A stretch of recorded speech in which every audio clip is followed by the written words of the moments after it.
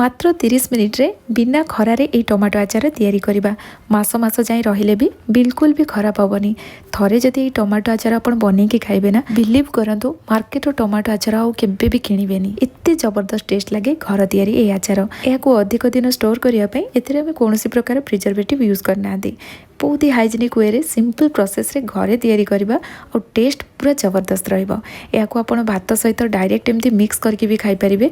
अन्य कोनोसी आचार ना भात सहित एमती डायरेक्ट गोड़ी के खाई परिबेनी, किंतु ए आचार खाई परिबे। बहुत बढ़िया टेस्ट लागिबो। चकुड़ी हो कि जे कोनोसी पिठा परोटा सबुथिरे बहुत बढ़िया टेस्ट लागिबो। आपण माने बनातु, बनैले जानिबे ए आचार केते टेस्टी लागे। वीडियो को एंड जाई देखिबे। रेसिपी पसंद आसले प्लीज लाइक शेयर कर देबे। चैनल नुआ थले सब्सक्राइब कर नेबे। फेसबुक पेज रे देखुतिले निश्चित भाव फॉलो कर नियंतु। चलतु स्टार्ट करबे आज रेसिपी। टमाटो आचार तैयारी करिया पई एटी मु 700 ग्राम रो टमाटो नेइची। आचार पई ए भलिया रेड रेड टमाटो नबा जोटा कि बहुत बढ़िया से पाची थिबो आ एकदम जुसी हेकी थिबो। आचार पई कंचा टमाटो नबानी, नला आचार रो टेस्ट सेते भलो आसीबोनी। एबे याको हमें भलो भाबरे धोई नबा। धोई सारला परे एमते गोटे कॉटन कपड़ा रे ताकू पोछि नबा। एटा जेमति पूरा ड्राई हे जिवो, एथरे पानी अंश टोटली रहिबोनी। एबे हमें टमाटो को काटि नबा आ एमति पूरा छोटो छोटो पीस रे काटिबा। टमाटो काटिला बेले जो चॉपिंग बोर्ड भी आपण नेबे ताकू भलो भाबरे ड्राई करिकि नेबे, पानी अंश जेमति सेथिरे नथिबो। तो एडी मु छुरी चॉपिंग बोर्ड ये सब जिनस को भल भाव में पोछि देइथिली। और देखो सब टमाटो मु काटी नहीं। टमाटो रेडी हो गला। एबे चलतु या आम ग्राइंडिंग करवा। जदि ए प्रोसेस रे आपण ये आचार तैयारी करेंगे ये बहुत जल्दी तैयारी हम। आठी मो ग्राइंडर जार को बहुत बढ़िया से पोछि देइथिली गोटे सुखा कपड़ा रे। एबे इथरे आम टमाटो ऐड करवा। 700 ग्राम रो टमाटो पई एठी मु एतिकी तेंतुली नहीं। ग्राम रे तो कहि परिबिनी कारण एटा मु माप करिनी। जदि हाथ रे याको मुठा कर देबी ना पूरा छापिकी गोटे मुठा हबो, माने टाइट कले गोटे मुठा हबो। तो सेति मुइडे तेंतुली नेली। आ तेंतुली रो मंजी जेमती रहिबोनी सेटा ध्यान रखिबे। एबे हम एथिरे नॉर्मल चामच रे 2 चम्मच Kashmiri red chili powder add करवा। ता सहित कश्मीरी चिली गोटा लंका जोटा आसे तार मंजी को हमें बाहर करके एथिरे ऐड करवा। एठी मु 2टा लंका नउची और यार मंजी बाहर करके एथिरे मु ऐड कर दउची। एबे हम एथिरे स्वाद अनुसार लूण दे दवा। एठी मु 2 छोटो चम्मच लूण नेइची। लूण आपण कम जदि भी ए टाइम रे पकई थिबे ना आगो को आपण टेस्ट करके मध्ये लूण पकई परिबे। तो एबे हम एथिरे रसुण ऐड करबा। एठी मु 2टा रसुण छड़ैला परे जेति गेला सब रसुण मु एथिरे ऐड कर दउची। एबे याको हमें ग्राइंडिंग करके नै आसीबा। पेस्ट रेडी हो जाइए। ये केमती कौन रही आपको ये चामच देखा देखो। ये पूरा फाइन पेस्ट तो है हल्का टी खदड़िया रही। तेंतुली पकई से भी ठीक से बाटी है टी खदड़िया खदड़िया कि बाटी बस यही टाइप रही यहाँ रहिबो। तो एबे चलतु नेक्स्ट प्रोसेस को जीवा। एबे आचार तैयारी करवा।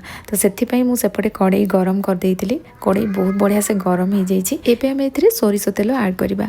ये मु 3/4 कप सोरिष तेल नेली।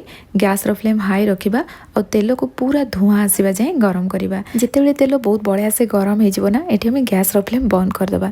तेल बहुत बढ़िया से गरम हो धुआं उठिबो। देखिए तार कलरटा भी चेंज हो भल से यहाँ गरम हेले तार कंचा स्मेलटा रहिबनी। तो ये मु गैस रो फ्लेम बंद कर देइथिली। तेलर टेम्परेचर नॉर्मल कि टिके उषुम जेतेबेले थिबो आमे गैस रो फ्लेम लो रखिबा। आ एथिरे एबे सबु जिनस ऐड करवा। तेल गरम थिबा अवस्था रे ए सब जिनस बिल्कुल भी ऐड करिवेनी। एटा पोड़ी गले आचार रो टेस्ट खराब हो जिवो। तो एबे मु एथिरे गोटे चामच सोरिष गोटे चामच जीरा ऐड कली। आचार रे बहुत बढ़िया फ्लेवर आसीबो। सेति पई एथिरे आमे गोटे चामच बिरी गोटे चामच बुट डाली ऐड करबा।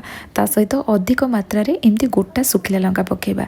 याकू खंडिया करिवेनी। आगु को जेतेबेले एथिरे एटा सिजी सिजिका जिवो ना से खंडिया हेका जिवो आ सेथिरे तार रागटा पळै आसीबो। ता सहित 2टा बड़ साइज रो रसुण को छड़ैला परे जेति गेला सब रसुण मुझे ऐड करदेली। एबे हमें गैस रो फ्लेम लो टू मीडियम रखिबा। ये सब जिनस को भल भाव में भाजवा। जमती रसुण ठीक से भाजी हवा सहित बिरी बुट डाली भी बहुत बढ़िया से भाजी हो तार गोल्डन कलर पड़े आसो। बस से टाइप आम भाजवा।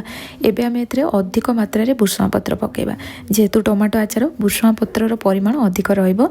और या भल भाव में भाजिला परे तापरे एथिरे आम हाफ छोटो चामच हेंगु पकेबा, हाफ छोटो चामच हळदी गुंड पकेबा। ये सब जिनस को भल भाव में मिक्स करनबा। ये देखो आचार आमर छुंकटा रेडी हो गला। टमाटो आचार रे छुंकटा जदि ए भलिया हबो यार टेस्ट बहुत बढ़िया आसीबो। तो एबे हम एथिरे टमाटो पेस्ट ऐड करदबा। ता सहित कला जीरा ए टाइम रे आमे पकेबा। तो एडी मु गोटे छोटो चामच कला जीरा ऐड कली। एबे आमे गैस रो फ्लेम हाई रखिबा। याकू कंटिन्यूअसली चलेबा। जेहेतु एठी टमाटो को आमे पेस्ट कर दैछंती हाई फ्लेम रे चलेले एटा ऊपर को छिटके। सेति पई किछि किछि समय कवर लगे दियंतु हाई फ्लेम रे। मझरे मझरे चलेबे हेले तळु लागिबनी। बहुत जल्दी मध्ये एटा तयारी हबो। जदि जदि लो फ्लेम रे करेंगे ताले एटा बहुत समय लगे आ किछि समय या एमती चलैला परे देखंतु ऊपर को एमती तेल पळै आसीबो तो आपण माने भाबिबेनी एमती तेल सेपरेट हेले जेटा रेडी हे गला बोली या कलरटा मु आपन को देखेबी टमाटो आचार रेडी हला परे ना तार कलरटा पूरा अलग प्रकार आसीबो तो याकू एबे आमे लो फ्लेम रे छाड़ देबा एमती ड्राई हला परे हाई फ्लेम रखिबानी एमती एबे लो फ्लेम रे छाड़ देबा या पई गोटे मसला तयारी करबा सेति पई एटी मु तड़का पैन गरम कर देइथिली जेहेतु अल्प टिके ही मसला बनैबार अछि तो मु तड़का पैन रे ताको भाजी देली 700 ग्राम रो टमाटो पई एटी देखंतु हाफ छोटा चामच मेथी नै जिबा गोटे छोटा चामच सोरिष अधिक पकेइबानी अधिक गरम रे याकू आमे भाजीबानी हाथ को जेमती धरी पड़थवा बा सेतिके उषुम रे ही याकू आमे भाजीबा हल्का ड्राई रोस्ट करिबा नले एटा पिता हे जिवो आ याकू ठंडा कला परे गुंड करनबा तो एटी देखंतु हमर मसला रेडी हे गला एपटे टमाटो को आमे लो फ्लेम रे रखी दिले और एटा बहुत बढ़िया से ड्राई हे गलानी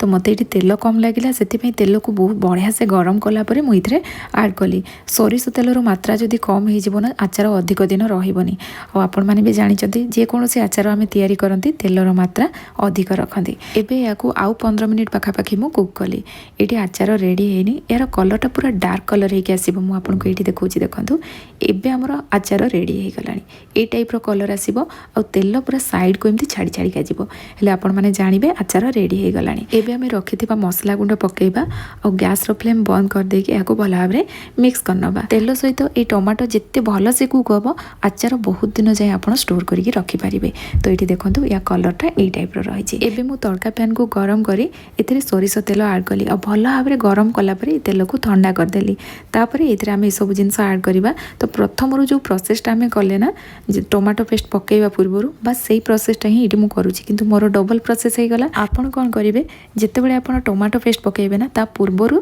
तेल बाहर कर देथिबे माने ई छुंकरु अल्प बाहर कर देथिबे जोटा कि लास्ट ऐड करिवे हेले टमाटो आचार रो टेस्ट बहुत बढ़िया आसीबो ता सहित तार फ्लेवर भी बहुत बढ़िया आसीबो एटी मु भूली गली बोली मते ई टाइम रे करिया पई पड़िला एटी मु 700 ग्राम रो टमाटर पई टोटल 250 ml रो तेल व्यवहार कली तो एटी देखंतु हमर जो छुंकटा हमें तयारी कले ना याकू मध्ये मु बहुत बढ़िया से भाजी जे जेमती ए सब जिंस आचार रे पड़िगे आचार को खराब करबनी याकू भलो भाबरे ठंडा कर देबा तापरे आचार रे ऐड करबा एपटे आचार बहुत बढ़िया से ठंडा हो जाइतिला तो मु गोटे ग्लास जार को क्लीन कर देइतिली याकू सुखा कपड़ा रे पोछि देबा किमा खरा रे किस समय पई रखिला परे एथिरे आचार रखिबा ए जार रे आचार रखिला परे ऊपर तेल पके कि ताको भलो भाबरे मिक्स कर देइतिली एटी मु दुईटा जगह रे आचार रखिछि फाइनली एटी हमर टमाटो आचार किमा याकू आपण टमाटो चटनी मध्ये कहि पारंती रेडी हे जाइछि बहुत बढ़िया टेस्ट लगे और यह को आपण फ्रिज रे 3 ରୁ 4 मास जाए स्टोर करके रखी खाई पारिबे बहुत बढ़िया टेस्ट लगिवो बिल्कुल भी एडा खराब होबनी आज रेसिपी आपण मानकु केमती लागिला निहाती भाबरे कमेंट रे जणेबे जदि रेसिपी पसंद आस्तिबो ना प्लीज लाइक करके जिवे